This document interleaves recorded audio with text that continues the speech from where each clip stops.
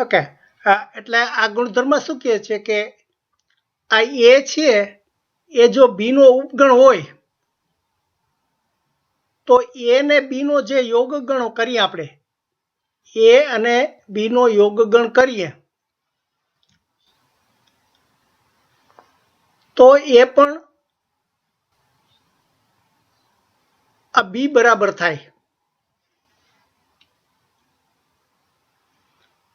જો આપણે આ સમજી લઈએ, ધારો કે એમ આપણે એમ હોય કે 1 2 3 હોય અને બીમાં એનો ઉપગણ જેમ કીધું એટલે કે બીમાં પણ એના સભ્યો તો હોય જ. તો બીમાં 1 2 3 4 5 આ જો સભ્યો હોય આ રીતે આપણે લઈએ તો આ કહી શકીએ કે આપણે આ એ છે એ બી નો ઉપગણ છે. એ છે એ બી નો ઉપગણ છે કારણ કે એના બધા સભ્યો આ બીમાં આવી જાય છે. તો હવે એ ને બી નું આપણે યોગગણ કરીએ, એ ને બી નો યોગગણ કરીએ તો એનો અર્થ કે આ જે ડબલ વખત એક મેમ્બર ના આવવા જોઈએ, એટલે આપણે એના સભ્યોમાં બીના સભ્યો એટલે 1 2 3 એના સભ્યો છે, બીમાં પણ એ આવે છે એટલે ન આવે, અને પછી આ 4 અને 5 ભેળવી. તો જો આ જે એનો યોગગણ થયો એ આ બીના જેવો જ છે, બીના બધા સભ્યો છે આવી ગયા, તો આના બરાબર બી થાય. એટલે આ પણ એક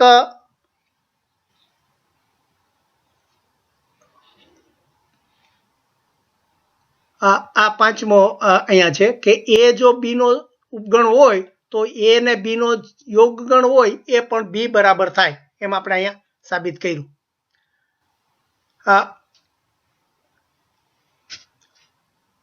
હવે આ છઠ્ઠો ગુણધર્મ એ શું કે છે કે એમાં એટલે કે એમાં યુ ભેળવીએ, એમાં એનો અને યુનો ઉપગણ કરીએ એનો યોગગણ કરીએ તો એ યુ જ આવે. એટલે ટૂંકમાં આપણે કીધું હતું કે આપણે યુના સભ્યો આપણે લીધા હતા કે 1 થી માંડીને 10 સુધી, 1 2 3 છેક આપણે 40 વિદ્યાર્થીઓ ગણ્યા હતા એટલે યુનો સભ્ય થયો. હવે જો આપણે એમાં એમ કે 1 2 3 સભ્યો હોય અને આ બંનેનો આપણે જો આ યોગ ગણ કરીએ એટલે કે એમાં આપણે આ એમાં યુ ભેળવીએ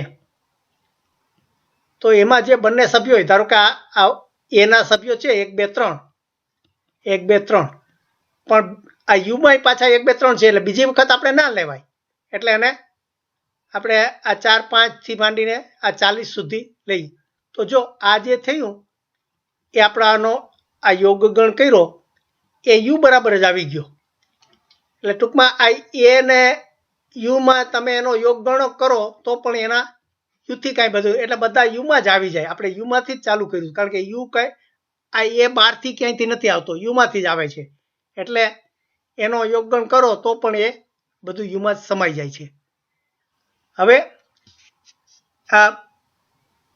એવી રીતે આ જે એનો બીજો ભાગ છે, આપણે જે આ યુ એક ખાસ ગણ છે ને એવી રીતે હવે આ ખાલી ગણ આપણે શીખાતા, આ ખાલી ગણ શીખાતા એમાં એનો પણ નિયમ આ લાગુ પડે કે તમે એક ગણ હોય એમાં તમે ખાલી ગણ ઉમેરો એટલે આ શૂન્ય ગણ ઉમેરો તો એ બરાબર થાય. એટલે મેં કીધું ને આ બહુ નવાઈ ના લાગે અહીંયા કે ભાઈ ખાલી ગણ હોય એમાં કોઈ સભ્ય જ ના હોય, ખાલી ગણ હોય એમાં કોઈ સભ્ય જ ના હોય. હવે જો આપણે એમાં 1 2 3 હોય અને એમાં પાછો ખાલી ગણ ભેળવીએ એટલે કે એમાં આપણે આ ખાલી ગણનો યોગગણ કરીએ તો ખાલી ગણમાં તો કોઈ સભ્ય જ નથી, તો આ 1 2 3 જ થાય. તો આ 1 2 3 શું છે તો કે એ ગણ જ થયો. એટલે ટૂંકમાં મેં જેમ પેલું શીખ્યું હતું ને આપણે બાદબાકીનો સરવાળો કરી નાખ્યો અને પેલાનું, ત્યારે આપણે શૂન્યનો ઉપયોગ આવ્યો હતો ને એવી રીતે આમાં આનો ઉપયોગ આવશે ક્યાંક કે તમારે શૂન્યને ક્યાંક ભેળવશો તો એની કિંમતમાં કશો ફેર પડતો નથી કે એનો યોગગણ શૂન્ય સાથે એ જ થઈ જાય. એવી રીતે આ એનો બીજો ભાગ આપણે આ શીખ્યા કે એ અને યુનો યોગગણ કરો તો યુ થાય. એટલે કે આ બે ખાસ ગણો છે કે એ ગણ એમાં આપણે આ યુનો યોગગણ કરીએ, આ બે નિશાન સરખા જ લાગે છે, તો એ હંમેશા યુથી કાંઈ વધે નહીં, યુમાં જ બધું સમાઈ જાય. એટલે આ જે બે એના ગુણધર્મો છે એ છઠ્ઠો. એટલે આવી રીતે આ યોગ ગણના આપણે 6 ગુણધર્મો શીખ્યા. હવે એવી જ રીતે આ છેદ ક્રિયાની હવે વાત કરે છે. છેદ ક્રિયા એટલે અહીંયા આપણે બંને ગુણોનો સરવાળો કરતા હતા.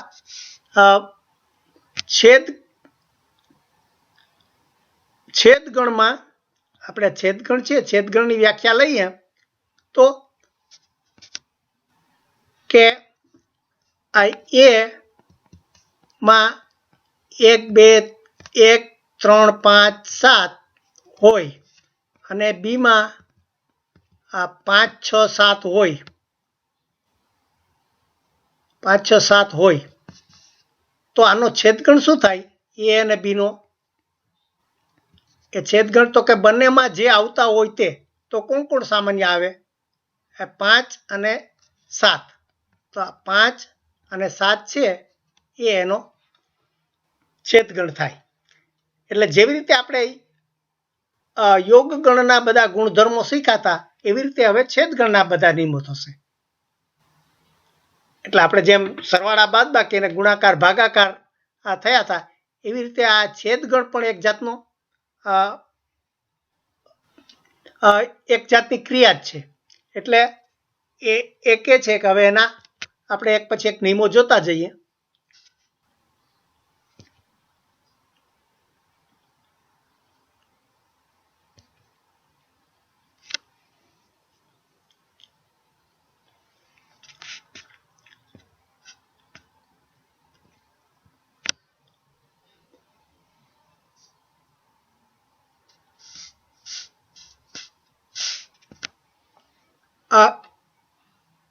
એટલે જો એનો દાખલો આપ્યો છે કે આ છેદગણ કોને કહેવાય અને વેન ડાયાગ્રામની રીતે આ રીતે મૂકી શકાય. આપણે જોયું કે એ ગણમાં રમતગમતમાં આપણે 1 3 5 અને 7 સભ્યો હતા અને આ બીમાં રામામાં આ 5 6 7 હતા.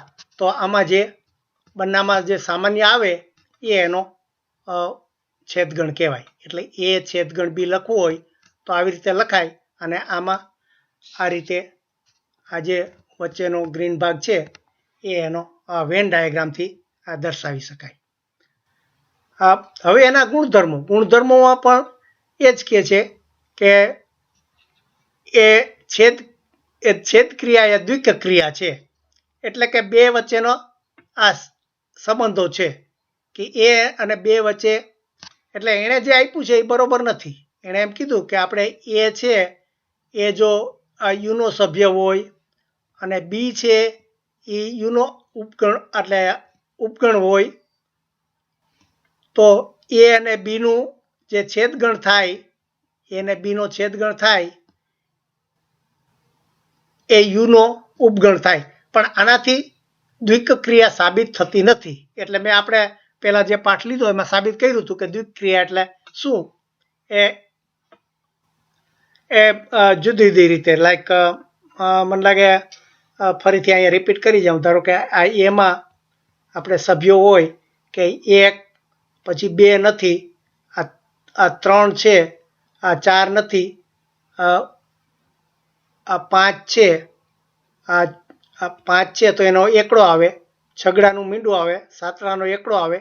અને આ બીમાં જો એના સભ્યો 5 6 7 એટલે અહીંયા આ બધા જ શૂન્ય આવે.